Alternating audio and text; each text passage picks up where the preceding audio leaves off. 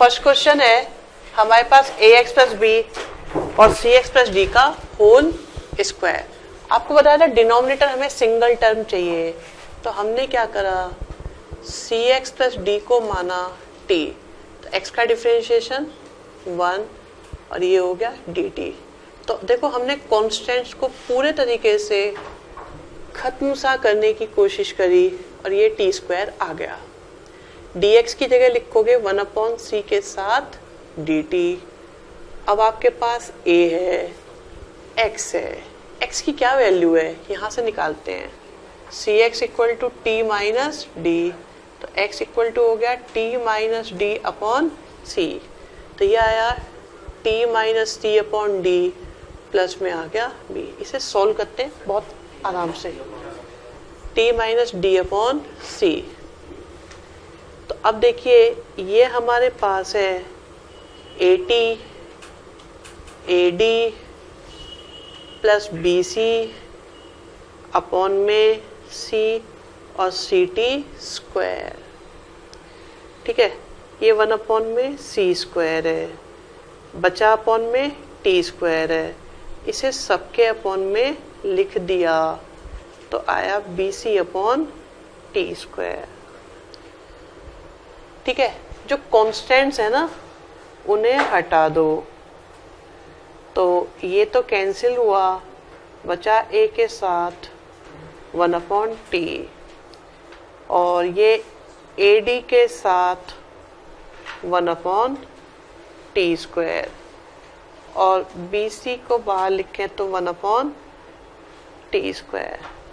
अब बस इनके इंटीग्रेशन कर दो, तो 1 अपॉन सी स्क्वायर है, a के साथ आया log t है, फिर AD के साथ 1 अपॉन टी है और BC के साथ आया 1 अपॉन टी है, लास्ट में आया C है। तो आपको सेकेंड x प्लस 2 और x प्लस 1, तो देखो डिनोमिनेटर जैसा बनाने के लिए, वैसे आज हम t से करना चाह रहे हैं सारे क्वेश्चन को, तो dx इक्वल टू हो गया dt, तो x प्लस 1 तो हो गया t स्क्वायर, dx की जगह आ गया dt और x की जगह क्या लिख सकते हो, t माइनस 1, तो ये बचा t plus 1 upon T square dt। अलग अलग करा, t अपॉन टी स्क्वायर और 1 अपॉन टी स्क्वायर के साथ dt, तो ये 1 अपॉन टी और 1 अपॉन टी स्क्वायर के साथ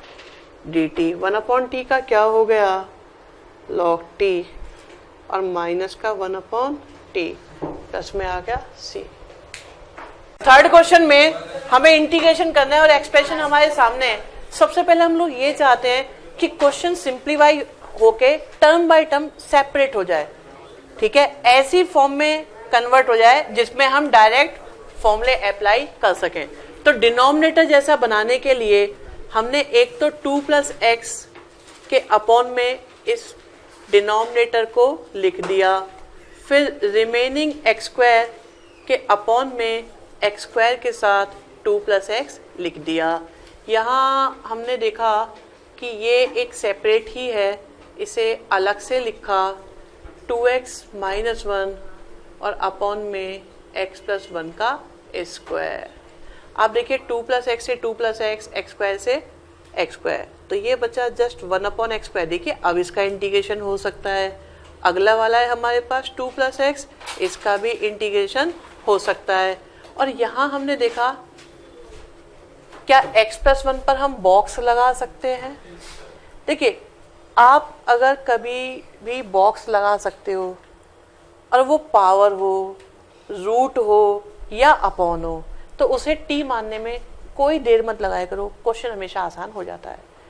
अपॉन में बॉक्स लगा सकते हो तो, रूट में तो, कोई पावर हो तो यहाँ पावर है, अपॉन है, दो केस बन रहे हैं। तो हमने इसके लिए क्या करा, x प्लस 1 को माना t, तो dx इक्वल टू हो गया dt, तो x इक्वल टू आ गया t माइनस 1। तो अब देखिए 2 x की जगह तो लिखा t माइनस 1, अपॉन में आया t स्क्वायर और dx की जगह लिख दिया dt। 1 अपॉन एक्स स्क्वायर का होता है माइनस का 1 अपॉन एक्स, 1 अपॉन एक्स का हो जाता है लॉग में 2 प्लस एक्स। अब इन्हें अलग अलग किया 2t अपॉन टी स्क्वायर, -2 और -1 मिलकर हो गए -3 अपॉन टी स्क्वायर। ये t कैंसिल हुआ, 2 अपॉन टी का क्या हो जाएगा 2 log t, और 1 अपॉन टी स्क्वायर का हो जाएगा 1 अपॉन टी। लास्ट में आ गया c, और पहले से है माइनस का 1 अपॉन एक्स, और log के साथ 2 प्लस एक्स आ गया आपका आंसर। फोर्थ क्वेश्चन में हमें इंटीग्रेशन करना है x cube upon x plus 2 का। देखो क्या इस पर हम बॉक्स लगा सकते हैं, यस, और ये अपॉन में है तो इसका मतलब इसे टी मानने में हमें कोई प्रॉब्लम नहीं होनी चाहिए। तो x प्लस 2 को हमने t माना तो dx इक्वल टू हो गया dt, और x की वैल्यू आ गई आपके पास t माइनस 2, तो डिनोमिनेटर में आया t, x की जगह लिखा t माइनस 2 का होल क्यूब और आ गया dt। a माइनस बी का होल क्यूब क्या होता है a cube minus B cube minus 3a square b, तो 3 2 जा 6t स्क्वायर, प्लस में आ गया 4 3 जा 12t अपॉन में t, और बन गया dt। अलग अलग लिखा तो t क्यूब अपॉन में t आएगा, फिर 8 के अपॉन में t आएगा, फिर t स्क्वायर के अपॉन में t आएगा, और 12t के अपॉन में t आएगा 1, और यहाँ से स्क्वायर, t स्क्वायर का integration t cube by 3, 1 upon t का log t, और ये हो गया t स्क्वायर बाई 2, और 12 1 का इंटीग्रेशन t, और लास्ट में आ गया c। क्वेश्चन नंबर 5 में x cube upon x minus 1 का स्क्वायर। आप देखिए क्या x माइनस 1 पर बॉक्स लगाया जा सकता है, यस, और देखो ये अपॉन में है और बॉक्स भी लग सकता है, इसका मतलब इसे t मानने में हमें कोई परेशानी नहीं होनी चाहिए। dx इक्वल टू कितना आया dt, x इक्वल टू हो गया t प्लस 1, तो x की जगह लिखा t प्लस 1 का होल क्यूब, अपॉन में आया t स्क्वायर साथ में dt, a प्लस b का होल क्यूब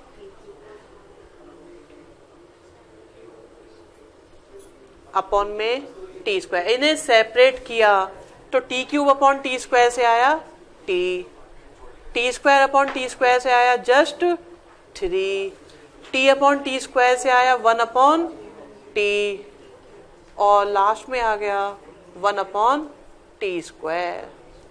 टी का इंटीग्रेशन टी स्क्वायर बाई 2, 1 का टी, 1 अपॉन टी का log T, 1 upon T square का माइनस का 1 अपॉन टी, साथ में आ गया सी। 7th क्वेश्चन में x square plus 1 upon x plus 1 का स्क्वायर। आप देखिए क्या x प्लस 1 पर बॉक्स लगाया जा सकता है, यस, और इस पर पावर भी है, पावर हो तब भी, अपॉन हो तब भी, रूट हो तब भी, हम लोग हमेशा t मानने में कोई भी हेजिटेशन नहीं रखते, और x dx इक्वल टू बन गया आपका dt, तो x इक्वल टू आ गया t माइनस 1, तो देखिए अपॉन में आया टी स्क्वायर, x की जगह लिखा t माइनस 1, प्लस में 1 और आ गया dt, तो ये हो गया a स्क्वायर माइनस का 2t प्लस में 1 अपॉन में आया t स्क्वायर और dt। अलग अलग लिखा t स्क्वायर के अपॉन t स्क्वायर, 1 के upon t square, 2t upon t square, और 1 के अपॉन टी स्क्वायर। एक पावर कैंसिल, दोनों पावर कैंसिल, 1 का इंटीग्रेशन क्या हो जाता है टी, 1 अपॉन टी स्क्वायर का 1 अपॉन टी, और ये हो गया 2 log टी, और आ गया माइनस का 1 अपॉन टी। ये 2 बार कैसे आया, अच्छा 1 और 1 को हमने प्लस नहीं करा, लास्ट में आ गया सी।